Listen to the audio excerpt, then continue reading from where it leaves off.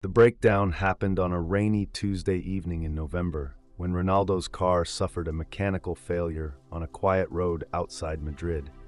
leaving him stranded 20 kilometers from the city center with a vehicle that refused to start and no immediate way to contact his usual support team because his phone battery had died during a long day of meetings and training sessions. And when he walked to the nearest service station to seek help, he discovered a small family-owned garage where the owner was working alone under the hood of an old truck, his hands blackened with grease and his clothes bearing the stains of decades spent repairing vehicles for customers who needed reliable transportation but couldn't afford the prices charged by dealerships and luxury service centers that catered to wealthy clients who viewed automotive maintenance as a convenience rather than an economic necessity that could determine whether working people could get to their jobs and support their families. The mechanic who emerged from under the truck was a 54-year-old man named Antonio, whose weathered face and calloused hands told the story of someone who had spent his entire adult life working with engines and mechanical systems. And when Ronaldo explained his situation and asked for assistance, Antonio's immediate response was to grab his tools and follow Ronaldo back to the disabled vehicle without asking about payment or even confirming Ronaldo's identity. His focus entirely on diagnosing the problem and getting a stranded motorist back on the road, because that was what mechanics did for people who needed help, regardless of whether those people drove expensive cars or modest vehicles that barely qualified as transportation, in a society where automotive status symbols often mattered more than basic functionality. The diagnosis that Antonio provided after examining Ronaldo's car revealed a complex electrical problem that would require several hours of work and replacement parts that weren't readily available at his small garage. But instead of suggesting that Ronaldo contact a dealership or luxury service center that could provide faster service at much higher cost,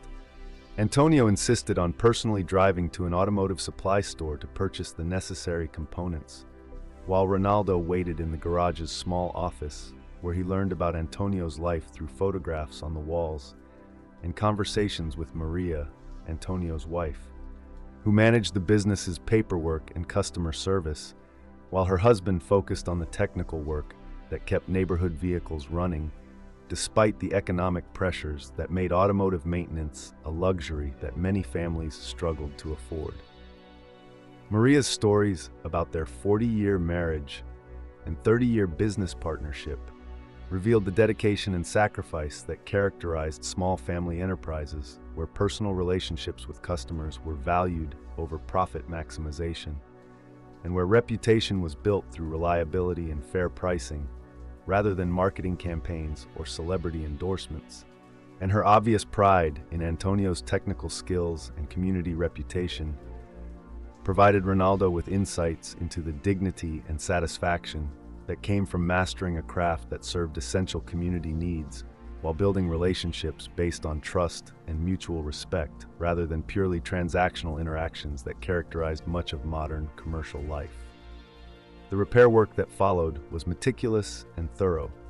with Antonio explaining each step of the diagnostic process and the technical solutions he was implementing to address not just the immediate electrical failure, but underlying issues that could have caused future problems if left unaddressed. And his approach to automotive maintenance reflected the kind of craftsmanship and attention to detail that ensured customers received maximum value and reliability from repair services that cost significantly less than dealership alternatives, while often providing superior technical expertise and personalized attention that larger operations couldn't match due to their focus on volume and standardized procedures rather than individualized service. The conversation that developed during the 3 hours required for the repair revealed Antonio's passion for mechanical engineering and his encyclopedic knowledge of automotive systems across different manufacturers and decades of technological evolution, and his obvious enjoyment in discussing technical challenges and innovative solutions provided Ronaldo with appreciation for the intellectual complexity and creative problem-solving that characterized skilled mechanical work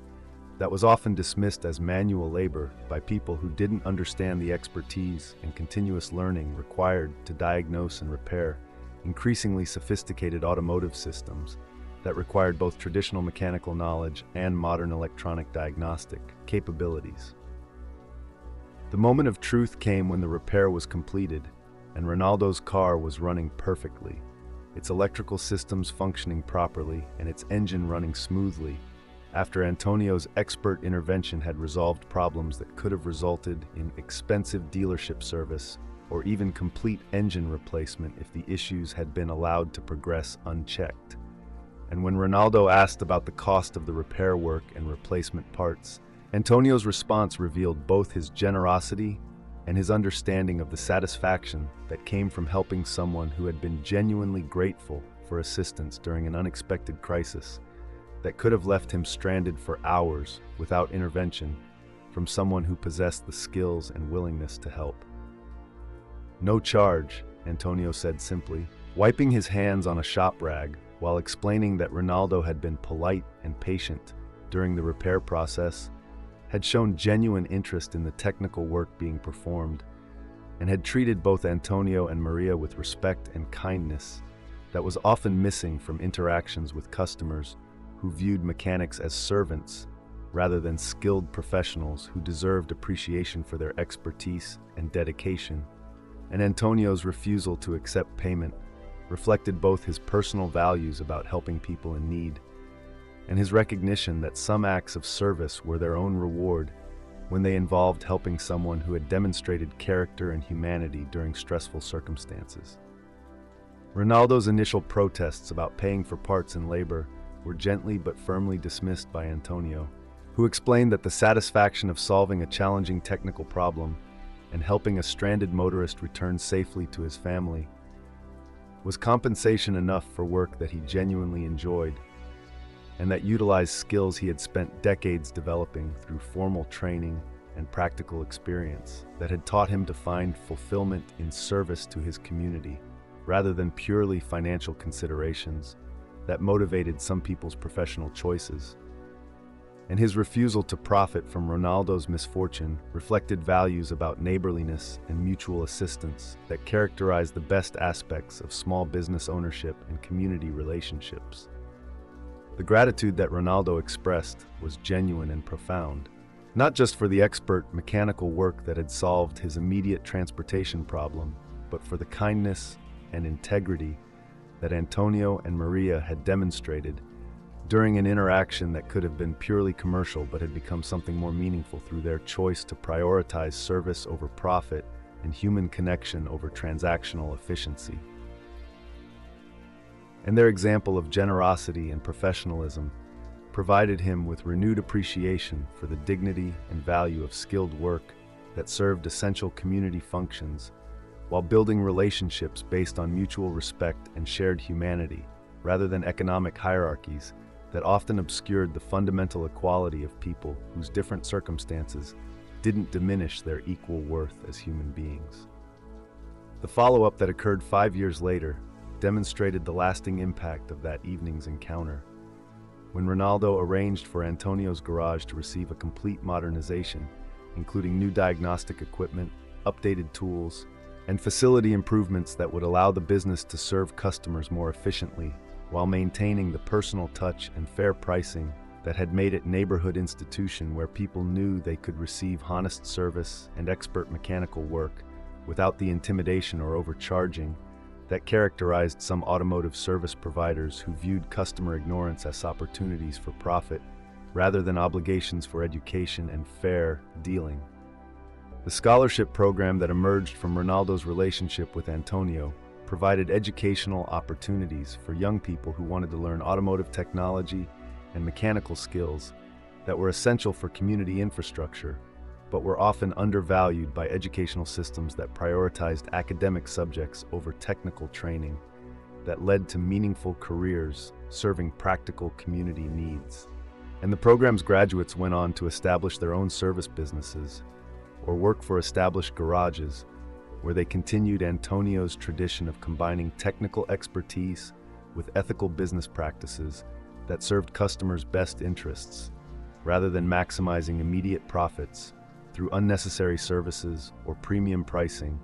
that exploited customer vulnerability and lack of technical knowledge. The community recognition that Antonio eventually received included awards from automotive trade organizations and local business groups that acknowledged both his technical expertise and his reputation for integrity and community service. But his response to these honors reflected the same humility and focus on service that had characterized his interaction with Ronaldo, emphasizing that his satisfaction came from solving problems and helping customers, rather than from recognition or awards that were pleasant but secondary to the intrinsic rewards of work that utilized his skills in service of people who needed reliable transportation and trustworthy mechanical advice. Years later, when Antonio had trained dozens of apprentices and established his garage as a model for ethical automotive service that combined technical excellence with fair pricing and honest customer relationships, when the modernization program had expanded to include other small mechanical businesses that served working-class communities where reliable automotive service was essential but often expensive or difficult to access,